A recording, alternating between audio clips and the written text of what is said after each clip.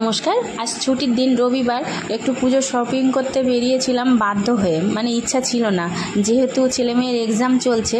কিন্তু আর সময় পাবো না, সামনে রবিবার মহালয়, তারপরে রবিবারে দুর্গা ষষ্ঠী, তো আর সময় পাবো না। ওদিকটা সামলানো হয়ে গেছে, মানে দিদির ছেলে, মেয়ে, বোনের ছেলে, আমার ভাইয়ের ছেলে, ওদিকটা সামলানো হয়ে গেছে, এদিকটা হয়নি।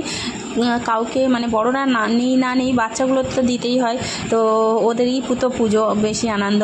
তো দেওরের ছেলে মেয়ে, আমার ছেলে মেয়ে, এগুলো এদেরকে দেবো বলে আজকে বেরিয়েছিলাম। তো সকালবেলা আর কিছু মানে টিফিন খাওয়া হয়েছে, কিন্তু দুপুরবেলা রান্না করিনি। আমার উনি বললো দুপুরবেলা বাইরে গিয়ে খেয়ে নেওয়া হবে কিছু একটা। তো 12টায় বেরোনোর ইচ্ছা ছিল, সেখানে 12:30 পৌনে 1টা বেজে গেছে।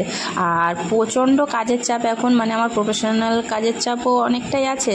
আর আজকে ছুটি পেয়েছি, এদিকে ভাদ্র মাসও শেষ হয়ে যাচ্ছে, আর পুজোও এসে যাচ্ছে, ঘর দুয়ার একটু পরিষ্কার পরিচ্ছন্ন। তো যাই হোক, সেগুলো করতে করতে অনেকটাই দেরি হয়েছে। তো পৌনে 1টার সময় বেরোনো হলো।